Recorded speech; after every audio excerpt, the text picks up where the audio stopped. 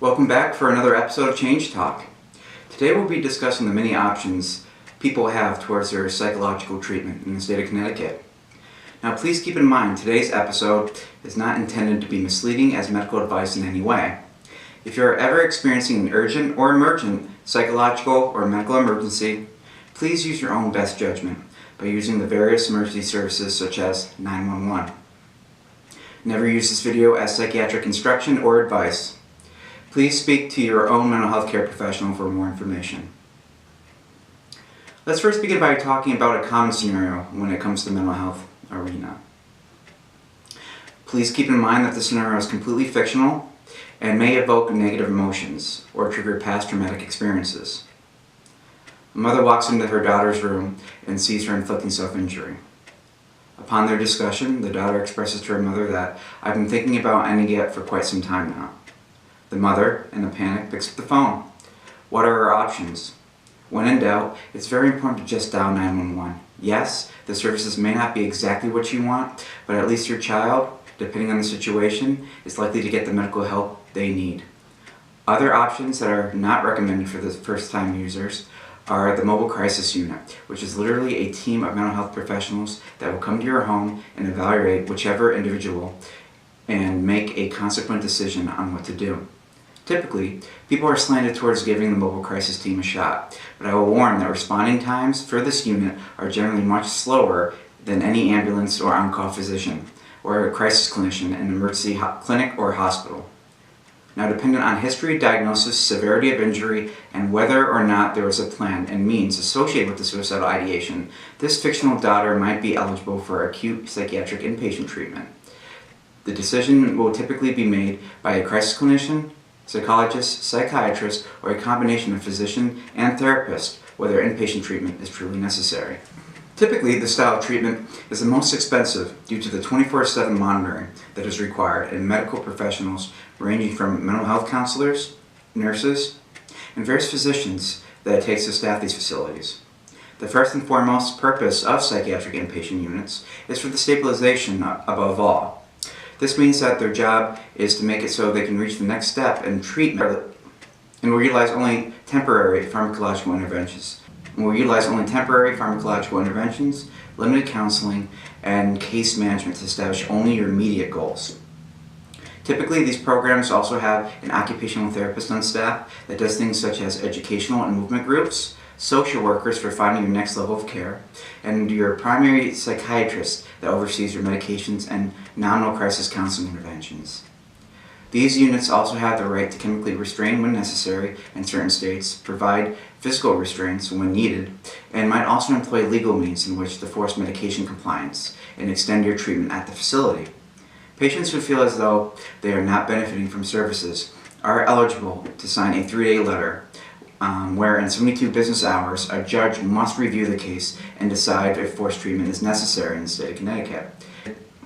It should also be known that people that go to psych wards do not get committed on a regular basis. It's more of a rarity that happens.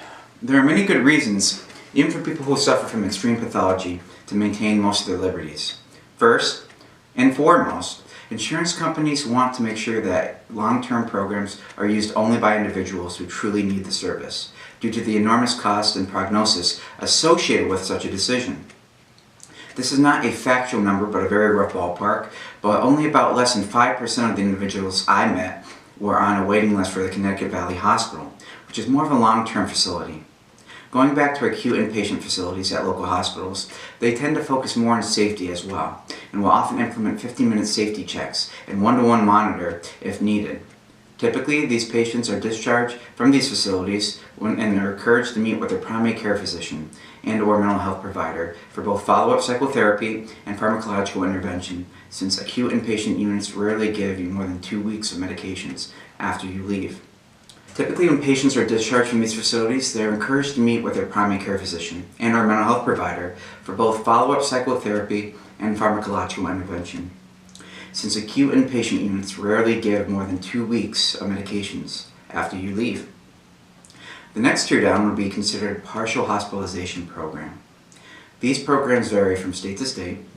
However, they typically last most of the day and most of the week. They may include group or individual psychotherapy, along with case management. Believe it or not, PHPs are scarcer than you think. Next, intensive outpatient programs can range anywhere from 2 to 3 days a week for roughly half of the day, and entails many of the same programs as PHP facilities, such as focusing on communication, empathy, and emotional regulation. The last tier of mental health services includes standard outpatient treatment. Most insurance companies will reimburse clinicians anywhere between a half an hour and an hour of individual or group psychotherapy up to 3 times a week. Generally, case management is only covered if you're under 19 years of age, and clients may choose to only show up to 1 psychotherapy session a month if a mutual decision is agreed upon with the clinician and the client. Outpatient programs perhaps offer the most flexible and cost-efficient means of treating your mental health. Residential programs, on the other hand, are a tricky business. The cost and intensity of residential programs truly depends on the program and can be anything from a few weeks to well over a year. These programs typically operate at least 5 days a week and may offer the option of the client going home over the weekend, which, depending on the treatment center, especially substance misuse, that may not be a good option. Clinical day schools, in contrast, are typically no more than 8 hours a day, and just like residential programs, can be very expensive. Typically, some insurance providers will not pay for such schooling. In that case, it might be lucrative for that parent to go to the Board of Education or school administrators in order to allow them to consider paying for the costly education out of the school's own budget.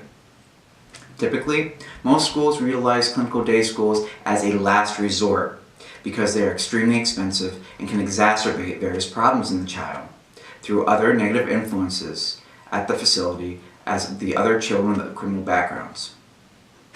Another option are various in-home programs offered almost exclusively to children or their families, such as the Intensive In-Home Child and Adolescent Psychiatric Service, where therapy sessions can last anywhere from 1.5 hours a couple times a week to a few hours several times a week. These programs are typically very good at spotting the problem and slightly more effective than most programs toward solving it. These programs operate systemically and explore other providers and family members in order to identify the truth about what is influencing the child's symptoms. Unfortunately, programs such as ICAPs typically operate no longer than 6 months, and or whatever the number of units are that are approved by various insurance companies. Think of units typically as being 15-minute intervals of treatment. So 4 units would equal 1 hour psychotherapy, for instance.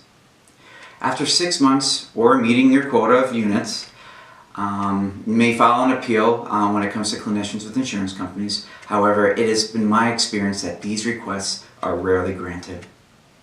Also keep in mind, just like stated on our website, whether or not these programs takes your insurance has more to do with the insurance company than the provider, considering most insurance companies reevaluate their service areas every 2 years and typically have no problem telling providers, we simply have too many of you guys in one area.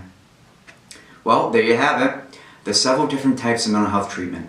Stay tuned next week for our episode when we go over what motivates people towards change and taking the first step. See you next time, and thank you for watching.